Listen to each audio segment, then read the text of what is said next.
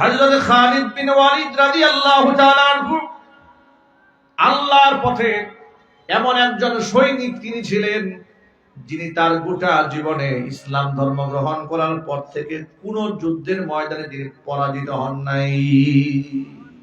সুবহানাল্লাহ। সব সময় সামনের কাতারে থাকতেন তলোয়ার নিয়ে। খালিদ বিন ওয়ালিদ বলেন, শুধুমাত্র আল্লাহর পথে শহীদ হওয়ার জন্য ইচ্ছা করে তলোয়ার নিয়ে সামনে চলে যেতাম, কিন্তু কাফিররা আমার তলোয়ারের সামনে টিকতে পারত না। আমি একা শত শত কাফেরকে জাহান্নামে পাঠিয়ে দিয়েছি। আমার তলোয়ার ভেঙে আমার সামনে আগায় আসবে এমন শক্তি দুনিয়ার কোন দুর্ধর্ষ কাফের হয়ে ওঠে নাই। সারাটা জীবন তিনি শাহাদাত তামান্না করেছেন আল্লাহর কাছে, যেমন নাকি দোয়া করেছেন ওমর ইবনুল খাত্তাব রাদিয়াল্লাহু তাআলা আনহু। আল্লাহর কাছে এই কথা বলে দোয়া করতেন, আল্লাহুম্মা রুযুকনি শাহাদাতান ফি সাবিলিক ওয়াজআল মাউতি ফি বালাদি রাসূলিক। আল্লাহ তাআলা, তোমার পথে তুমি আমাকে শাহাদাতের মৃত্যু দান করো, তোমার নবীর দেশে আমার মৃত্যু দান করো। জোরে বলেন সুবহানাল্লাহ। খালিদ বিন ওয়ালিদ রাদিয়াল্লাহু তাআলা আনহু কোন জিহাদে পরাজিত হন নাই। পরাজিত যদি না হন তাহলে শহীদ হওয়ার তো আর সুযোগ থাকলো না, ঠিক কিনা বলেন? যেহেতু তিনি পরাজিত হন নাই, কুফাররা তাকে পরাজয় বরণ করাতে পারে না, তাহলে শাহাদাত কেমনে বরণ করে? জীবনের শেষ মুহূর্তে এসে বয়োবৃদ্ধ অবস্থায় বার্ধক্য জড়িত রোগে আক্রান্ত হয়ে গেলেন। আচ্ছা প্রিয় ভাইরা, আমাদের গায়ে যে যৌবন আছে একদিন শেষ হয়ে যাবে না? এগুলা কথা বলে না, ঠিক কিনা বলেন? 40-এর পর থেকে তো নানা রোগে আমাদেরকে পেয়ে বসবে। আজকে আমি খালিদ বিন ওয়ালিদ রাদিয়াল্লাহু তাআলা আনহু তিনি বিছানায় শুয়ে বার্ধক্যজনিত অবস্থায় চোখের পানি ছেড়ে কাঁদতেছেন। স্ত্রী পাশে বসা, বলতেছে, আপনি কেন কান্না করেন? খালিদ বিন ওয়ালিদ বলছেন, আফসোস করে কান্না করি।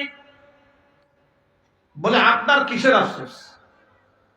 কি পান নাই আপনার জীবনে? আল্লাহর নবীর সান্নিধ্য পেয়েছেন, রাসূলুল্লাহর ভালোবাসা পেয়েছেন, আল্লাহর পক্ষ থেকে আপনি বীরের উপাধি পেয়েছেন। সুবহানাল্লাহ।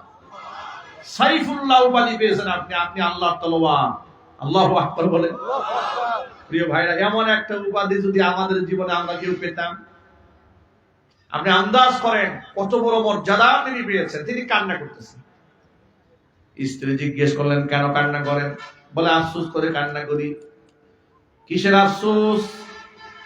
আফসোস হলো সব সময় সামনের কাতারে লড়েছি শহীদ হওয়ার জন্য, আল্লাহ তাআলা আমার জীবনে শাহাদাতের মৃত্যু দান করলেন না। আজকে আমি স্বাভাবিক মৃত্যুর পথে যাত্রী। প্রাণপ্রিয়তমা স্ত্রী, তুমি কি আমাকে একটুখানি বলতে পারো আল্লাহ তাআলা কেন আমাকে শহীদ হিসেবে কবুল করলেন না? একটু বলতে পারো তুমি? কেন আমি শাহাদাতের মর্যাদা নিয়ে দুনিয়া থেকে বিদায় হতে পারবো না? কেন আছে বিছানায় কাতরাতে কাতরাতে আমার জীবন যাচ্ছে, অথচ আমি তো শাহাদাত চেয়েছি? এ কথা শোনার পরে যেমন স্বামী, স্ত্রীও তো তেমনই ইমানদার। কিছুক্ষণের জন্য চুপ হয়ে গেলেন। চুপ হয়ে গিয়ে প্রায় প্রিয়তম স্বামীকে সান্ত্বনা দিয়ে বলছেন, আপনার নাম কি? বলে, আমার নাম খালিদ বিন ওয়ালিদ। আপনার উপাধি কি? বলে, আমার উপাধি হচ্ছে সাইফুল্লাহ। ওই সাইফুল্লাহ মানে কি? মানে আল্লাহর তলোয়ার। এবার আপনি চিন্তা করেন, আমার তো মনে হয়, স্ত্রী বলছে, আমার তো মনে হয় আপনি শহীদ হন নাই, তার কারণ আপনি আল্লাহর তলোয়ার। আল্লাহর তলোয়ার ভাঙ্গার পরে না আপনি শহীদ হবেন। আর পৃথিবীতে আল্লাহর তলোয়ার ভাঙ্গার মতো শক্তি পৃথিবীতে কারো নাই। আল্লাহর তলোয়ার কেউ ভাঙতে পারে নাই। আপনি যদি শহীদ হয়ে যেতেন তো আল্লাহর তলোয়ারের চাইতে শক্তিশালী কেউ চলে আসতো। আপনি হচ্ছেন সেই বীর, আল্লাহর তলোয়ার আপনাকে ভাঙতে পারে, টুকরা করতে পারে, সাহস কারো নাই। চিল্লান আল্লাহু আকবার। যুবকেরা, শিক্ষা হলো শাহাদাতের তামান্না প্রতিটা মুমিন মুসলমানের অন্তরে থাকতে হবে। আল্লাহর পথে লড়তে হবে, এতটুকু চেতনা সকলের মধ্যে থাকতে হবে। কোরআন মাজিদ আল্লাহ তাআলা নির্দেশ প্রদান করেছেন, আল্লাহ জানিয়ে দিয়েছেন, ইন্নাল্লাহ হাশতারা মিনাল মুমিনিনা আনফুসাহুম ওয়া আমওয়ালাহুম বিআন্না লাহুমুল জান্নাহ يقاتلون في سبيل الله فيقتلون ويقتلون ইমানদারদের কাছ থেকে আমি আল্লাহ তাআলা খরিদ করে নিয়েছি তারা জান এবং মাল বিনিময়ে তাকে আমি জান্নাত দান করেছি।